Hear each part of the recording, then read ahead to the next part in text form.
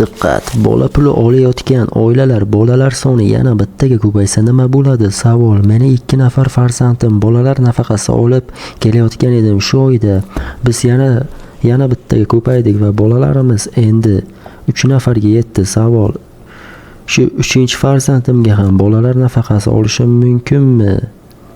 Javob. Vazirlar Mahkamasining 654-son qarori bilan tasdiqlangan nizomga asosan bolalar nafaqasi tayinlangan oilada bolalar soni o'zgargan taqdirda navbatdagi bola tug'ilganda 18 yoshgacha bolalardan biri vafot etgan bolalar 3 yoshga va 18 yoshga to'lganda va shu kabilar bolalar nafaqasi miqdori bolalarning tegishli sonidan kelib chiqib keyingi oydan boshlab yagona reyestr tomonidan avtomatlashtirilgan tarzda manfaatdor vazirlik va idoralarning axborot tizimlaridan elektron shaklda taqdim etilgan ma'lumotlarga asosan qayta hisoblanadi deb ko'rsatilgan.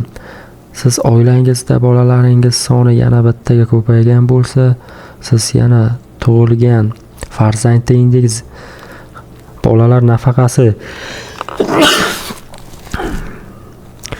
bolalar nafaqasini olish uchun nimadir qilishingiz shart emas.